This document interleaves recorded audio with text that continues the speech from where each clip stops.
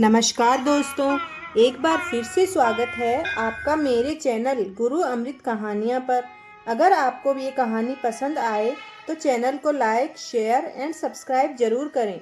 आज हम आपके लिए लेकर आए हैं बृहस्पतिवार की व्रत कथा। भारतवर्ष में एक प्रतापी और दानी राजा राज्य करता था। वह नित्य गरीबों और ब्राह्मणों की सहायता करता था। यह बात उसकी रानी को अच्छी नहीं लगती थी। वह न ही गरीबों को दान देती और न भगवान का पूजन करती थी, और राजा को भी दान देने से मना किया करती थी। एक दिन राजा शिकार खेलने वन को गए हुए थे तो रानी महल में अकेली थी। उसी समय बृहस्पति देव साधु वेश में राजा के महल में भिक्षा के लिए गए और भिक्षा मांगी। रानी ने भिक्षा देने से इनकार किया और कहा, हे साधु महाराज, मैं तो दान पुण्य से तंग आ गई हूँ। मेरा पति सारा धन लुटाते रहते हैं। मेरी इच्छा है कि हमारा सारा धन नष्ट हो जाए और मैं आराम से रह सकूं। साधु ने कहा, देवी, तुम तो बड़ी विचित्र हो। धन और संतान तो सभी चाहते हैं। पुत्र और लक्ष्मी तो पापी के घर भी होने चाहिए। यदि तुम्हारे पास अधिक धन है तो भूखों को भोजन दो, प्यासों के लिए प्याऊ बनवाओ, मुसाफिरों के लिए धर्मशालाएं खुलवाओ, और जो निर्धन अपनी कुंवारी कन्याओं का विवाह नहीं करवा सकते उन कन्याओं का विवाह करवाओ। ऐसे और कई काम हैं जिनके करने से तुम्हारा यश लोक परलोक में फैलेगा। परंतु रानी पर उपदेश का कोई प्रभाव नहीं हुआ।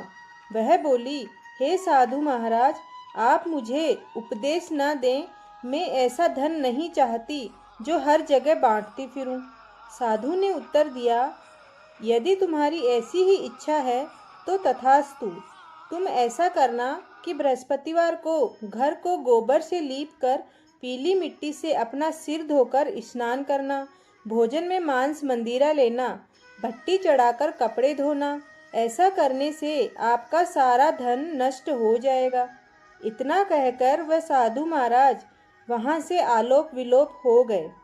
साधु के कहे अनुसार बातों को पूरा करते हुए रानी को केवल 3 बृहस्पतिवार ही बीते थे कि उसकी समस्त धन संपत्ति नष्ट हो गई। भोजन के लिए राजा का परिवार तरसने लगा। तब एक दिन राजा ने रानी से बोला कि हे रानी, तुम यहीं रहो, मैं दूसरे देश को जाता हूँ, क्योंकि यहाँ पर सभी लोग मुझे जानते हैं, इसलिए मैं कोई छोटा कार्य नहीं कर सकता। ऐसा कहकर राजा प्रदेश चला गया और वहाँ जंगल से लकड़ी काट कर लाता और शहर में बेचता। इस तरह वह अपना जीवन व्यतीत करने लगा। इधर राजा के परदेश जाते ही रानी और दासी दुखी रहने लगी। एक बार जब रानी और दासी को 7 दिन तक बिना भोजन के रहना पड़ा तो रानी ने अपनी दासी से कहा, हे दासी, पास ही के नगर में मेरी बहन रहती है। वह बड़ी धनवान है। तू उसके पास जा और कुछ ले आ, ताकि थोड़ी गुजर बसर हो जाए। दासी रानी की बहन के पास गई। उस दिन गुरुवार था और रानी की बहन उस समय बृहस्पतिवार व्रत की कथा सुन रही थी।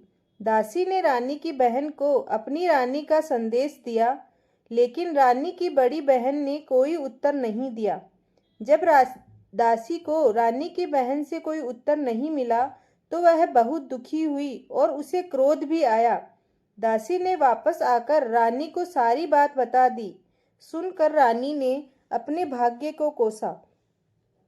उधर रानी की बहन ने सोचा कि मेरी बहन की दासी आई थी, परंतु मैं उससे नहीं बोली, इससे वह बहुत दुखी हुई होगी। कथा सुनकर और पूजन समाप्त करके वह अपनी बहन के घर आई और कहने लगी, हे बहन, मैं बृहस्पतिवार का व्रत कर रही थी। तुम्हारी दासी मेरे घर आई थी, परंतु जब तक कथा होती है तब तक न तो उठते हैं और न ही बोलते हैं, इसलिए मैं नहीं बोली। कहो दासी, क्यों गई थी? रानी बोली, बहन, तुमसे क्या छिपाऊं, हमारे घर में खाने तक को अनाज नहीं था। ऐसा कहते कहते रानी की आंखें भर आई। उसने दासी समेत पिछले 7 दिनों से भूखे रहने तक की बात अपनी बहन को विस्तार पूर्वक सुना दी। रानी की बहन बोली, देखो बहन, भगवान बृहस्पति देव सबकी मनोकामना को पूर्ण करते हैं। देखो, शायद तुम्हारे घर में अनाज रखा हो। पहले तो रानी को विश्वास नहीं हुआ, पर बहन के आग्रह करने पर उसने अपनी दासी को अंदर भेजा, तो उसे सचमुच अनाज से भरा एक घड़ा मिल गया। यह देखकर दासी को बड़ी हैरानी हुई। दासी रानी से कहने लगी, हे रानी, जब हमको भोजन नहीं मिलता तो हम व्रत ही तो करते हैं, इसलिए क्यों न इनसे व्रत और कथा की विधि पूछ ली जाए, ताकि हम भी व्रत कर सकें। तब रानी ने अपनी बहन से बृहस्पतिवार व्रत के बारे में पूछा।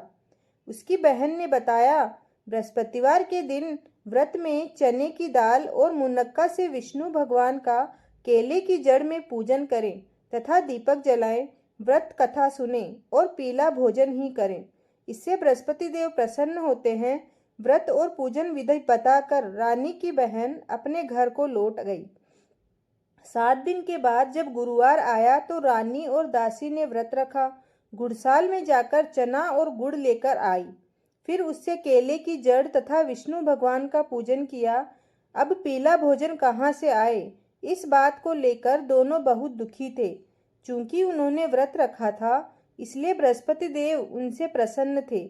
इसलिए वे एक साधारण व्यक्ति का रूप धारण कर 2 थालों में सुंदर पीला भोजन दासी को दे गए। भोजन पाकर दासी प्रसन्न हुई और फिर रानी के साथ मिलकर भोजन ग्रहण किया। उसके बाद वे सभी गुरुवार को व्रत और पूजन करने लगी।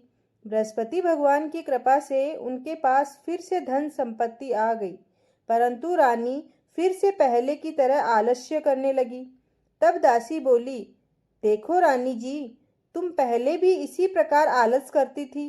तुम्हें धन रखने में कष्ट होता था, इसी कारण तुम्हारा सारा धन नष्ट हो गया, और जब अब भगवान बृहस्पति की कृपा से धन मिला है तो तुम्हें फिर से आलस्य होता है।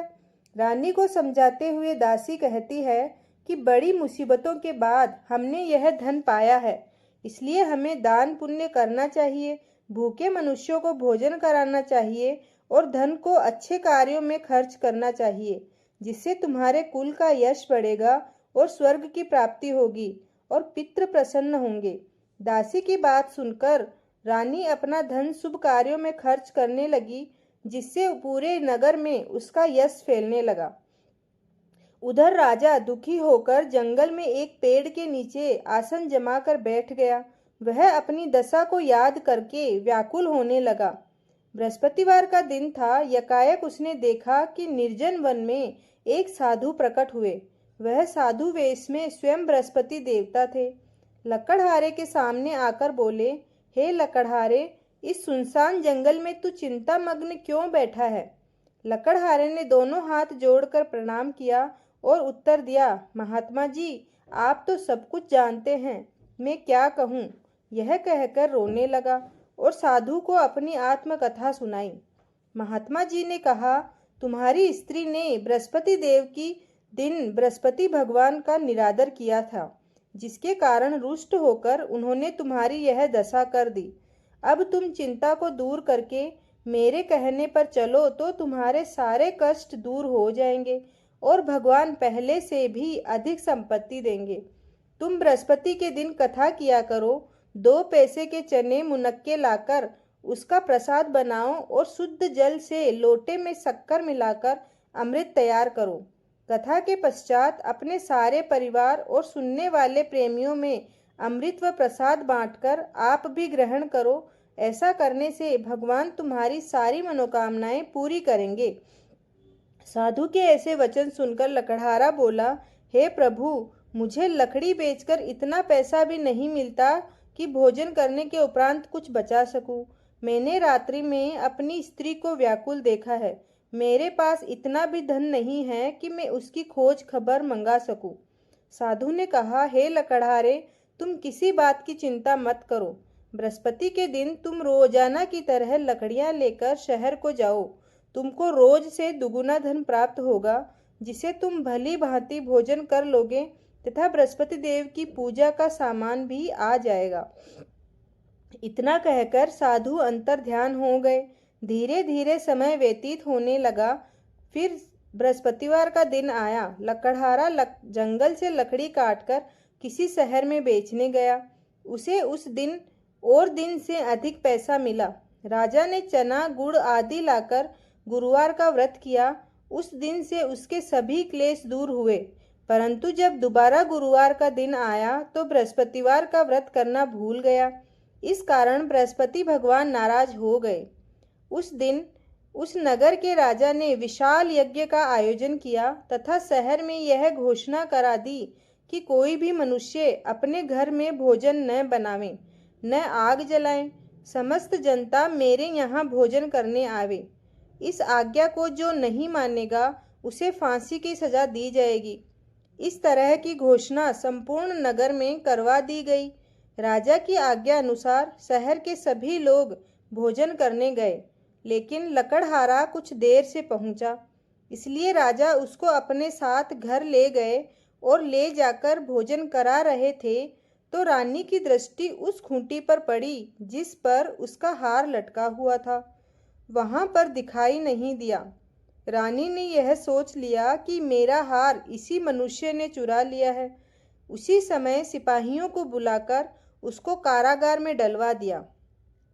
जब लकड़हारा कारागार में पड़ गया और बहुत दुखी होकर विचार करने लगा कि न जाने कौन से पूर्व जन्म के कर्म से मुझे यह दुख प्राप्त हुआ है, और उसी साधु को याद करने लगा जो कि जंगल में मिला था।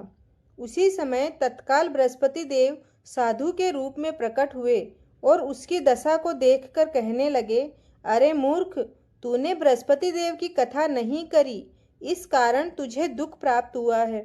अब चिंता मत कर। बृहस्पतिवार के दिन कारागार के दरवाजे पर 4 पैसे पड़े मिलेंगे। उनसे तू बृहस्पति देव की पूजा करना, तेरे सभी कष्ट दूर हो जाएंगे। बृहस्पति के दिन उसे 4 पैसे मिले। लकड़हारे ने कथा कही। उसी रात्रि को बृहस्पति देव ने उस नगर के राजा को स्वप्न में कहा, हे राजा, तुमने जिस आदमी को कारागार में बंद किया है वह निर्दोष है, वह राजा है, उसे छोड़ देना। रानी का हार उसी खूंटी पर लटका है। अगर तू ऐसा नहीं करेगा तो मैं तेरे राज्य को नष्ट कर दूंगा। इस तरह रात्रि के स्वप्न को देखकर राजा प्रातःकाल उठा और खूंटी पर हार देखकर लकड़हारे को बुलाकर क्षमा मांगी तथा लकड़हारे को योग्य सुंदर वस्त्र आभूषण देकर विदा कर दिया। बृहस्पति देव की आज्ञा अनुसार लकड़हारा अपने नगर को चल दिया। राजा जब अपने नगर के निकट पहुंचा तो उसे बड़ा आश्चर्य हुआ। नगर में पहले से अधिक बाग, तालाब, कुएं तथा धर्मशालाएं बनी हुई थी। राजा ने पूछा, यह किसका बाग और धर्मशाला है? तब नगर के सब लोग कहने लगे, यह सब रानी और बांदी के हैं। तो राजा को आश्चर्य हुआ और गुस्सा भी आया। जब रानी ने यह खबर सुनी कि राजा आ रहे हैं तो उन्होंने दासी से कहा कि हे दासी, देख, राजा हमको कितनी बुरी हालत में छोड़ गए थे। हमारी ऐसी हालत देखकर वह लौट न जाएं, इसलिए तू दरवाजे पर खड़ी हो जा। आज्ञा अनुसार दासी दरवाजे पर खड़ी हो गई। राजा आए तो उन्हें अपने साथ लिवा आई। तब राजा ने क्रोध करके अपनी रानी से पूछा कि यह धन तुम्हें कैसे प्राप्त हुआ है? तब उन्होंने कहा, हमें यह सब धन बृहस्पति देव के इस व्रत के प्रभाव से प्राप्त हुआ है। तब राजा ने निश्चय किया कि 7 रोज बाद तो सभी बृहस्पति देव का पूजन करते हैं, परंतु मैं प्रतिदिन दिन में 3 बार कहानी तथा रोज व्रत किया करूँगा। अब हर समय राजा के दुपट्टे में चने की दाल बंधी रहती तथा दिन में 3 बार कहानी कहता। राजा और रानी के भाग्य बृहस्पति देव की पूजा अर्चना करने से बदल गए थे। दोस्तों, यह कहानी आपको कैसी लगी? अपने कमेंट